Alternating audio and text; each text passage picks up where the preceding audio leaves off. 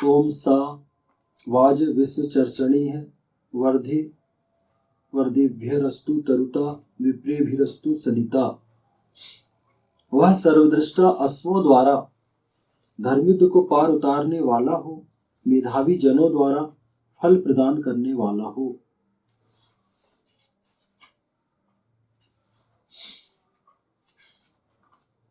ये ऋग्वेद के प्रथम मंडल के 27वें सूक्त का 9वां मंत्र लिया गया है।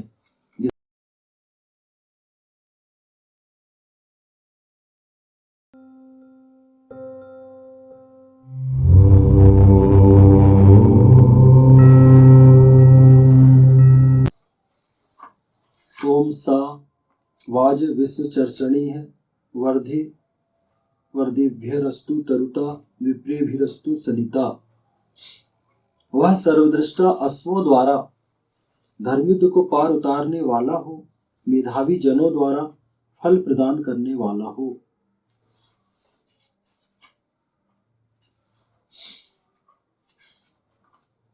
ये ऋग्वेद के प्रथम मंडल के 27वें सूक्त का 9वां मंत्र लिया गया है। इसीलिए वो अत्याचार से है कि उनके साथ कोई अत्याचार करता तो भगवान देखेगा, भगवान जानेगा। नहीं, ईश्वर ने आपको शक्तिशाली बनाया है, आपको उसका प्रतिकार करना पड़ेगा। अगर आप प्रतिकार करोगे तो सामने वाला भी डरता है, आपके प्रतिकार से उसको भी डर लगेगा, क्योंकि मनुष्य तो वही है ना, जो आप मनुष्य है वही वैसे ही हृदय उसका है, वैसे ही सोच उसकी है। हाँ, ये हो सकता है कि वो दुष्ट व्यक्ति है तो वो आक्रामक हो, लेकिन अच्छा व्यक्ति ज्यादा आक्रामक होता है। तो आपको अपना एफर्ट तो लगाना पड़ेगा। आप इस भरोसे नहीं बैठ सकते कि हमारे ईश्वर हमारी मदद करेगा, परम पिता परमेश्वर हमारी मदद करेगा, ऐसा नहीं होता। धर्मयुद्धों में योद्धा अपना कार्य करेंगे, वे धर्मयुद्ध लड़ेंगे, किंतु मेधावी जनों के द्वारा अपनी भूमिका भी निभाया जाना चाहिए। उनके द्वारा इस परिस्थिति में युद्ध नीति निर्मित करना, शत्रुओं का आत्मबल क्षीण करना, अपने धर्मयोद्धाओं का आत्मबल अभिवृद्ध करना, अपनी आंतरिक व्यवस्था सुदृढ़ बनाए रखना, अपने मित्र राष्ट्रों से कूटनीतिक संबंध बनाए रखना तथा उनका सहयोग लेना आदि बुद्धिमत्तापूर्ण कार्य जो अभीष्ट फल प्रदान करें किया जाना आवश्यक है। क्योंकि जब धर्मयुद्ध होगा तो योद्धा तो सैनिक तो युद्ध लड़ेंगे, लेकिन वहां जो लीडर हैं, वहां जो समाज के प्रतिष्ठित लोग हैं, सामाजिक जन है, राजनीतिक जन है, उनकी भूमिका बहुत स्पष्ट हो जाती है कि जो राजनीतिक व्यक्ति है, जो राजा है, जो सरकारें हैं, वो उनका आत्मबल क्षीण ना होने दे, वो उनके आत्मबल को निरंतर बनाए रखें, उनका ध्यान रखें, और युद्ध कैसे समाप्त हो और उनकी विजय कैसी हो, इसकी अपनी शर्तों के साथ वो कैसे उस युद्ध को समाप्त करें, उसके लिए उनको कूटनीतिक दबाव बनाना बहुत अधिक आवश्यक है। तो उनको अंतरराष्ट्रीय स्तर पे ऐसे अपने मित्र देश तैयार करने पड़ेंगे, और दुष्टों का जो आत्मबल है वो कैसे क्षीण हो, उसके लिए उनको निरंतर प्रयास करना पड़ेगा। और जो मेधावी जन है उनकी भूमिका बहुत ज्यादा, जो सामाजिक जन है, जैसे जिस देश में युद्ध हो रहा है तो वहां के जो बुद्धिजीवी वर्ग है, मेधावी वर्ग है, वो समाज में अपने समुदाय में, देश में एक ऐसा माहौल बनाए कि वो ये साबित करे कि जो दुष्ट युद्ध कर रहे हैं उनका विनाश बहुत अधिक आवश्यक है। जैसे आज हम देख रहे हैं, हम देखते हैं, आज नहीं, हम देखते हैं समाज में जब भी युद्ध, दुष्ट शक्तियां होती हैं जो उस समाज, उस राष्ट्र के अंदर रह के उसी राष्ट्र का विरोध करती है और अच्छे लोगों का मनोबल क्षीण करती है कि नहीं यार, वो तो इनकी गलती है, या वो सामने वाला जो युद्ध कर रहा है वो आवश्यक है। नहीं, ऐसा नहीं होता। वो दुष्टों को भी जवाब देना आना चाहिए। तो जो मेधावी जन है, जो बुद्धिजीवी जन है, वो ऐसा एक माहौल तैयार करे, राजनीतिक लोग वो ऐसा माहौल तैयार करें, समाज को बताएं कि ये जो घटना हो रही है उसमें हम कहाँ सही हैं और दुष्टों का विनाश करना कितना अधिक आवश्यक है। तो ये बहुत अधिक आवश्यक है। फिर जो डिप्लोमेट हैं, जो हमारे जो शासन में जो लोग बैठे हैं, वो ऐसी नीतियां तैयार करें कि दुष्टों को अधिक से अधिक आघात वो कर सके। और क्या होता है कि जो दुष्ट शक्तियां होती हैं वो एक आमने सामने का युद्ध तो करती हैं, लेकिन जो दुष्ट शक्तियां वो सामाजिक रूप समाज में या देश में वो आंतरिक रूप से भी वैचारिक युद्ध भी करते हैं उस समय।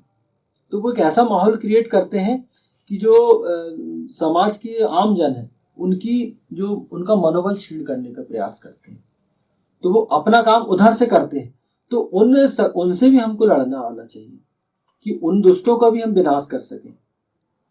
भांति भांति के प्रलोभन देंगे, जनमत को अपने पक्ष में करने का वो प्रयास करते हैं।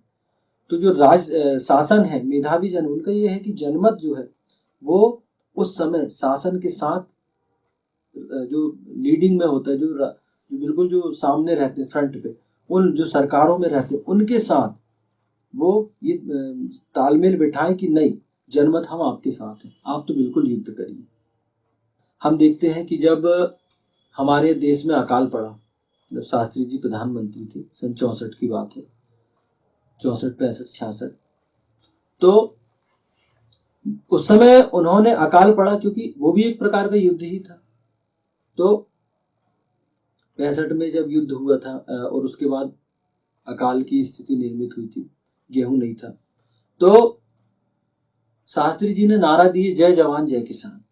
और उन्होंने कहा कि अभी अकाल का समय है, अनाज की कमी है, तो हम क्यों ना एक टाइम भोजन करें। तो वो उस समय एक टाइम भोजन करते थे। तो समाज के जो प्रतिष्ठित लोग थे, सामाजिक जन थे, वो भी एक टाइम भोजन करते थे। जो अच्छे अच्छे लोग थे उस समय के, जो प्रतिष्ठित थे, जिनके पास खाने का अभाव नहीं था, बहुत अधिक अन्न था, भंडार थे उनके पास, लेकिन उन्होंने भी यह प्रदर्शित किया कि हम भी एक टाइम भोजन करेंगे। और कुछ लोग एक दिन, सप्ताह में एक दिन उपवास करते थे। तो ये बहुत समय तक ये क्रम चला है।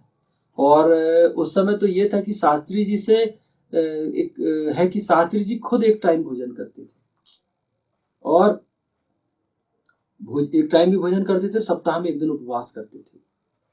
तो उनसे किसी ने कहा कि आप तो प्रधानमंत्री हैं, ऐसा कहीं शायद मैंने पढ़ा था, ऑथेंटिक नहीं है ये, सही है गलत, कि किसी ने उनसे कहा कि आप तो प्रधानमंत्री, आप तो भोजन कर सकते हैं, आपके पास कोई कमी नहीं है। तो उन्होंने कहा था कि मैं इस देश का लीडर हूं, और अगर मैं ही इस सुचिता का पालन नहीं करूंगा, इन नियमों का पालन नहीं करूंगा, तो मैं कैसे अपेक्षा कर सकता हूं कि मेरे देश के लोग ही करें। तो हम देखते हैं कि शास्त्री जी ने उस स्थिति से हमको उबारा और हमारा देश फिर एक रास्ते पे चल के आया, फिर सही रास्ते पर चला।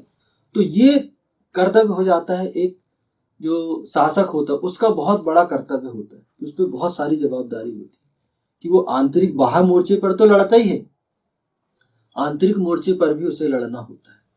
तो ये चीजें बहुत अधिक आवश्यक है। और ऐसी परिस्थिति में बुद्धिमत्तापूर्ण कार्य हम करना होता है, जो शासक है, जो बुद्धिजीवी है, ताकि समाज में उसका एक अच्छा संदेश जाए। इन प्रयासों के साथ साथ ईशान परमात्मा का अनुग्रह प्राप्त करने के लिए ईशान का ईडन उपासना किया जाना आवश्यक है। ईशान पुरुषार्थियों पर ही अनुग्रह करता है। इसके साथ साथ आपको ईश्वर का की उपासना भी करनी पड़ेगी, उसका ईडन भी करना पड़ेगा। क्यों? क्योंकि अगर आप युद्ध में रत हैं, एक वर्ग युद्ध कर रहा है और आप पूरा मानसिक रूप से भी उनके साथ हैं, लेकिन आपको ईशान का उपासन तो करना पड़ेगा, क्योंकि वो अनुभूति आप कब लेंगे, कब प्राप्त करेंगे कि ईशान हमारे साथ है, ईश्वर हमारे साथ है। तो ईश्वर की कृपा प्राप्त करने के लिए आपको वो तो करना पड़ेगा कि आप अपनी बात कह सके कि हाँ हम सही हैं, हम अपने रास्ते पर सही हैं, हम सही चल रहे हैं। तो ईश्वर तुम सच का साथ दो, धर्म का साथ दो, तो आपका आत्मबल भी उससे बना रहेगा। तो ये नहीं कि उस समय हमको उपासना बंद कर देनी है या ईडन बंद कर देना, नहीं, आपको नहीं करना, क्योंकि परम पिता सब जानता है, लेकिन पुरुषार्थ वो आपसे ही करवाएगा, पुरुषार्थ आपको ही करना पड़ेगा। तो अपनी उस भूमिका का निर्वहन बहुत अच्छे तरीके से करना पड़ेगा, आप उसको नॉर्मली नहीं कर सकते। तो क्यों? क्योंकि ईश्वर ने स्वतंत्रता सबको दिया है। हाँ, अगर दुष्ट की युद्ध नीति अच्छी है और अगर आप यहाँ फैलोगे तो दुष्ट आप पे हावी हो जाएगा, वो जीत जाएगा। अभी हम देख रहे हैं यूक्रेन रूस का युद्ध चल रहा है, करीब 3 साल हो गए। उसमें हम देख सकते हैं कि युद्ध के लिए